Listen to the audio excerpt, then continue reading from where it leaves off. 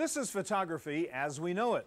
Paper, films, chemicals, processing. Now the processing has become computerized, but it's still basically the same technology based on chemistry. This is the future of photography. CD-ROMs, bits and bytes, laser beams. Today we'll show you the latest in digital photography on this edition of the Computer Chronicles.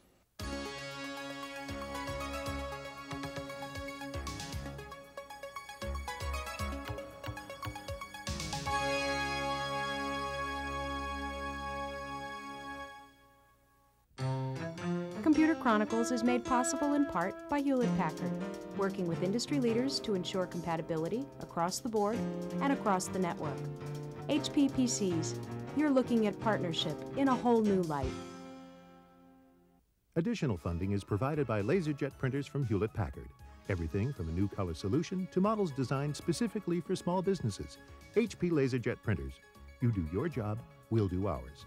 And the Software Publishers Association. Hi, and welcome to the Computer Chronicles. I'm Stewart Cheifet, and with me today is Anthony Aziz. Anthony is a photographer who creates pictures that would not be possible without the computer and tools like Photoshop. Anthony, let me start off by showing this one photo of yours called Maria.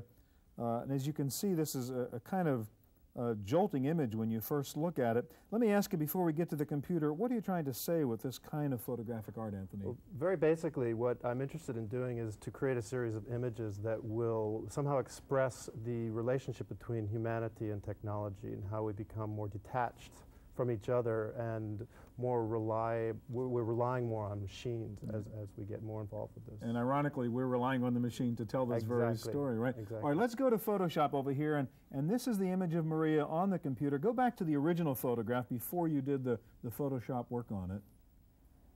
And that's where you started, huh? Right. And can you show us a little bit of the process of changing those features the way you did? Sure, just very briefly, I can work on the eyebrow, and I'll take the selection tool and I will take a slice of flesh right above the eyebrow area. So you're really going to paint with the skin. Exactly, and I'll cut and paste and hide the selection line and just drag it right down on top of the eyebrow. So you begin to get a sense of how the process works.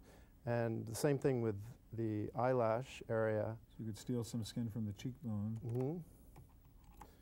And drag that right up above so you get a feeling of how it works. But then you spend a lot of time, of course, refining it and getting the skin tones to match and so on. It takes about 4 or 5 hours to really. And this is a form of photographic art that you just couldn't have done before computers, before things like Photoshop. Absolutely not. No. Okay, now some photographers like Anthony are using computers for photo enhancement. Some others have abandoned film altogether, starting and ending the photographic process in digital form. We begin today with a profile of one such photographer, Stephen Johnson. Steve Johnson makes a lot of photographic choices on the basis of what he sees on a monitor screen. He can adjust sharpness, contrast, and color correction on his Macintosh, where images of stunning landscapes can easily require over 100 megabytes each. Steve began his career over 20 years ago when much of his time was spent in a darkroom. Today, his images are captured, processed, and printed digitally. In the field, Steve uses a Dicomed digital camera, which scans an image directly into his Mac PowerBook for instant appraisal. Well, I'm using digital technology now as the recording medium for my photography instead of film. And I'm doing that for a number of reasons. First of all, there's an instantaneous response. I see the image as I'm making the photograph in the field. I can control the contrast of the way the image is recording. I can open the file right there on the spot as though I were opening the photographic print, look at focus, detail aspects of composition. I can also look at nuances of color balance and readjust the color balance on the spot. And there's an incredible dynamic range. Once a photo has been prepared for printing, it is sent on disk to the Digital Pond print shop in San Francisco. An Iris Color inkjet printer produces the large format output. At this point, Steve can inspect and make changes to the print just as he would in a lab. While the availability of electronic tools makes it easy to transform the original image, Steve Johnson prefers a cautious approach. The toys are there, you can certainly play with them. I'm interested in them as serious tools to try and give me more access to the tools I wish I always had as an image maker. Fundamentally, a better ability to see color accurately, more ability to see into highlights and shadows, more immediacy in the response so I can see what I've done in more real time. Those are the kinds of advantages I see that have nothing to do with adding a tree or taking it out or drastically changing the color or adding a third eye to somebody's forehead, which I really don't have much interest in doing. The iris prints can be framed and mounted directly for display, although the colors are not permanent. Steve's prints are part of an exhibit at the Ansel Adams Center in San Francisco, and each one began as a digital image. There's a disconnect when you shoot with silver. You snap a shutter and you assume this magic has taken place in the photochemical transformation of the silver into a latent image, but nothing seems to have happened. Now that disconnect is gone. Something happens. I see the image appearing on the screen. It's the way photography always should have been, and that's what's exciting. For the Computer Chronicles, I'm Giles Bateman.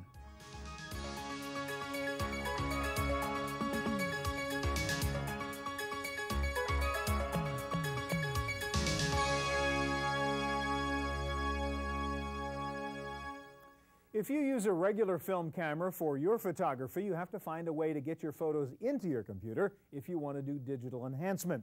Here to show us one way to do that is James Moss of KSP. Welcome, James. Thank you. Okay, this little guy here is actually the scanner.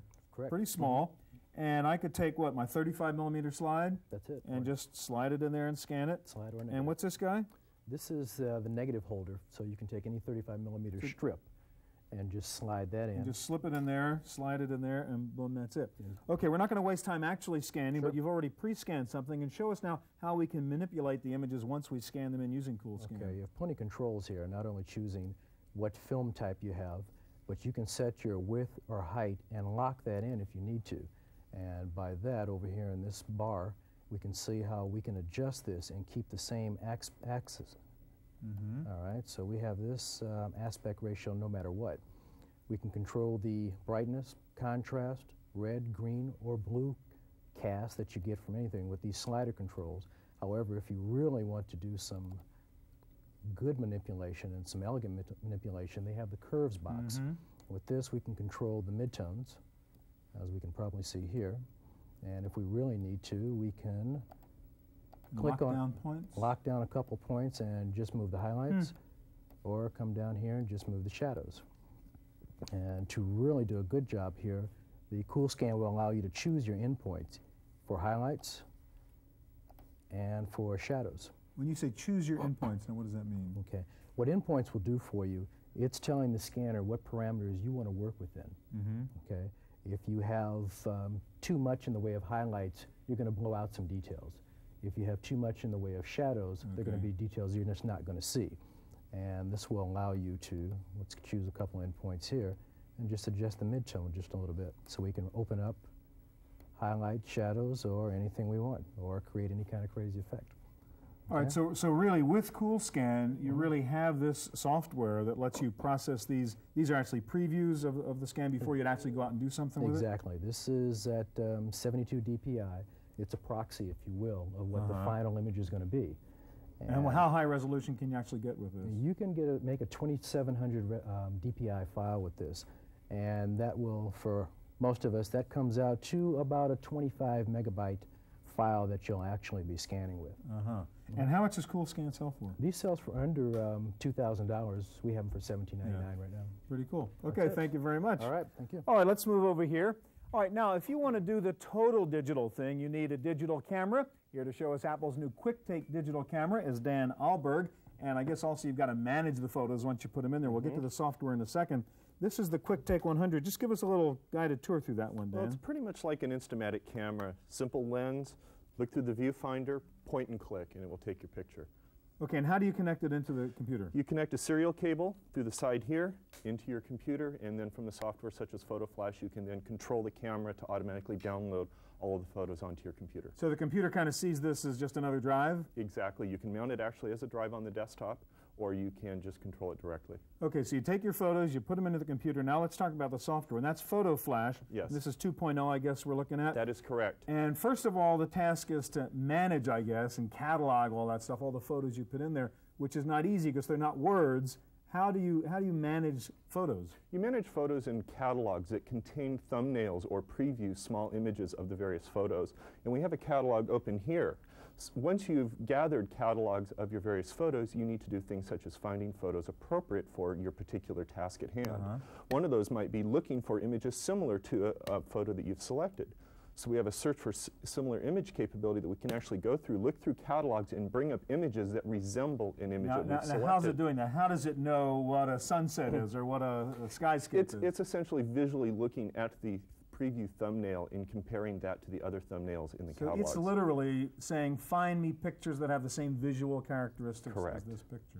Okay, so we've now created our catalog of sunsets, or whatever we call this category.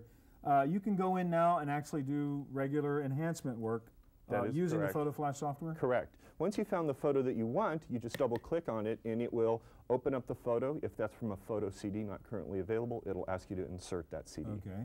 So there's a photo which is not a great photo, so we can now use the digital enhancement to make it a better photo. Correct. First thing we may do is we may need to straighten that photograph because it or the subject matter is crooked in the photo. So you say line it up along those. Use our crosshairs to line it up to something we know to be horizontal or vertical, and it will straighten that. Okay. We can now select the part of the photo that we want to keep and use our cropping tool to then crop away what we don't want. Now, often when you're taking pictures, you'll have problems. You'll have dust and scratches or other artifacts. So we can go in and actually select an area. We have a hair in the photo. We can go in and we can say remove scratch. All of our enhancements have built-in previews, so it's an issue of simply looking at the resulting preview over here based on our settings, and you just adjust the settings until you get the desired results. Now, once again, I mean, how does it know that's a scratch and not part of the balloon design or something?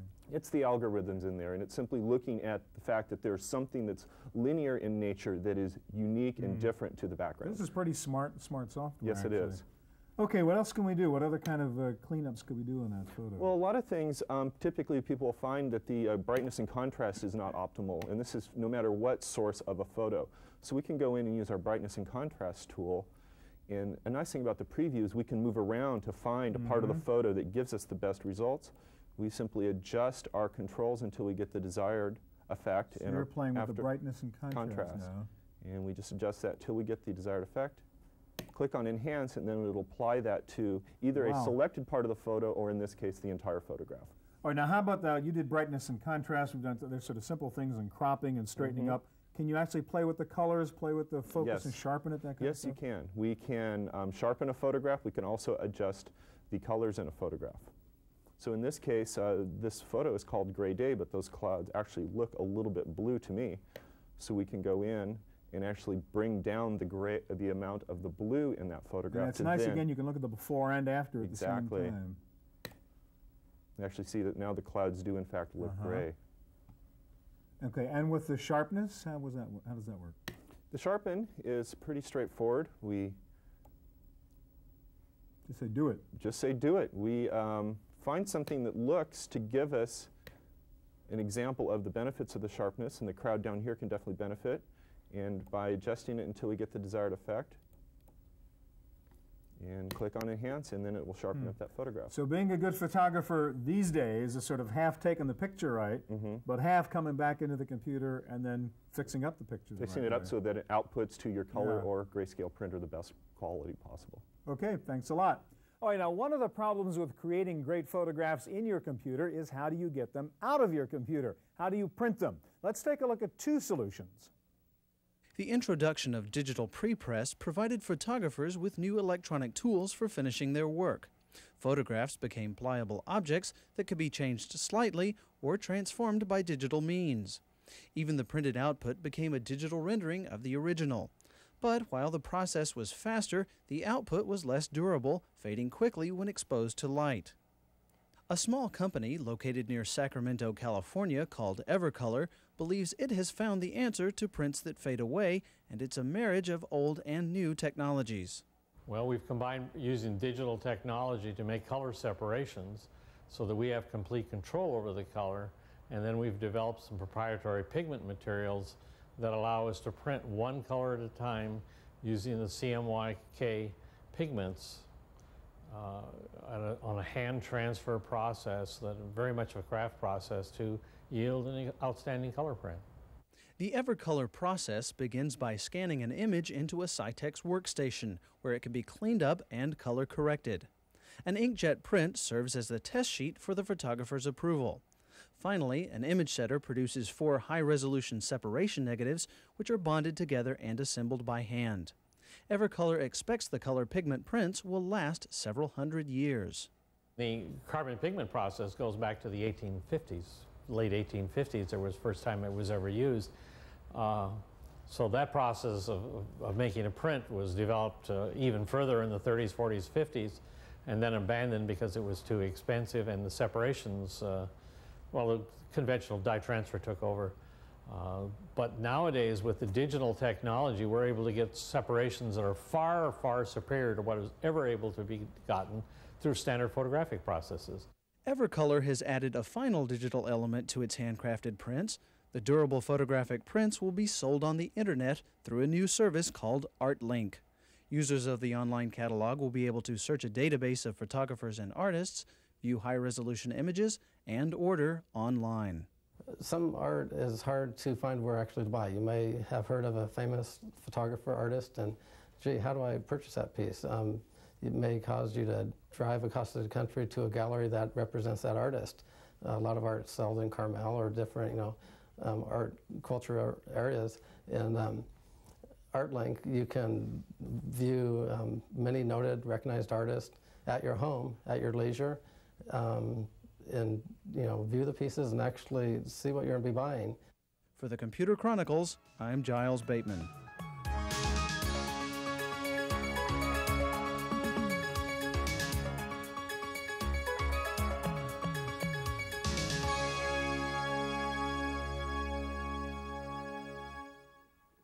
One of the wonderful things about digital photo enhancement is that you can do extraordinary things with your pictures. Now, 2 extraordinary enhancement tools are Terrazzo and Paint Alchemy from Chaos Tools. Here to explain is Mel Canglion of Chaos. Mel, let's start with Terrazzo and show me what you can do. I start out with this digital image of leaves, say, and if I apply Terrazzo, what do I get? Okay, let me show you how you use Terrazzo. In this case, we've got a photograph open in Adobe Photoshop, and I'm going to access Terrazzo through the filter menu. Here you can see the image on this side of the screen, and what I'm going to do is move a selection box around on the image, and you can see these repeating patterns being generated instantly. It's sort of a kaleidoscope here. Very kaleidoscopic effect. Now I can resize the selection area to get different kinds of effects depending on what kind of pattern I want. The patterns are available here under the symmetry menu. There are 17 different ones, and these just show you how the piece of the image is rotated and reflected. And that creates a tile. And in this case, we've got the piece rotating around 4 times to create this repeating pattern. All right, show me some examples of finished tiles using that leaf image. Sure. I've got here 4 examples. And that came from the leaves, These all came from that same leaf picture. This one is created with a pattern called Primrose Path, and we've got a couple more in here. All right, now once I create these tiles, what do I do with them? Okay, now a lot of graphic artists need to make repeating patterns for backgrounds, fills, borders, floors, curtains, that kind of thing. So what I've got here is just an example of a photograph where I created this repeating pattern and applied it to the background of the singer. So the wallpaper behind the singer, that pattern is a terrazzo tiling. It's a terrazzo tiling, and I made it a little transparent so the light behind her still comes through. Okay, and then I could apply that same tiling to 3D objects. Absolutely. If you do 3D modeling and you need to do some texture maps, Terrazzo is perfect for that because the tiles are perfectly repeating. So here I've applied tiles to the base of the lamp and the lampshade. All right, let's turn to Paint Alchemy, if I can ask you to get that one going. And show me what toys are in there. What can I do with that? Okay, Paint Alchemy is a brushing engine, so it allows you to apply painting effects to an image, whether those be impressionistic or expressionistic, Van Gogh, different kinds of painting effects to an image. Okay, a brushing engine. Now show me That's what you right. mean. So this is the image we start with, a photo of an eye. This is a photograph of an eye, and I just want to show you some examples of how this eye can be treated with Paint Alchemy, all very different. This is a very soft, dreamy-looking painterly effect. And we've got here a more harsh charcoal effect on the outside, and we applied a different style to the inside of the eye. Here we've got what we call molecular, and that's just another kind of effect. And here we've got wolf eye. And this one is, I just like to show how the brushes turn intelligently based on data in your image. So it's not evenly just layering that. It doesn't just splatter it on there. It follows the darks and the lights and will turn the paint brushes accordingly. Okay, now you're just about to come out with 2.0 version of Paint Alchemy. Just give us a quick preview look of the actual program. I'd love to. Okay, now one of the main features about the new Paint Alchemy is its improved interface. So as you can see, we've got a larger preview area, and we've now got these floating palettes. Okay, now show me that preview area again. You can actually...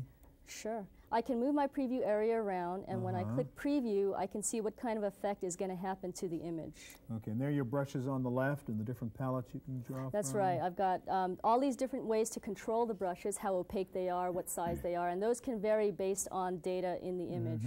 Okay, now as an example, here's the angle palette. And in this case, I've got the brushes set up to make a radial distribution going from a center point in the image. Yeah. Okay, the new Paint Alchemy coming out soon. Thank you very much. Thank you.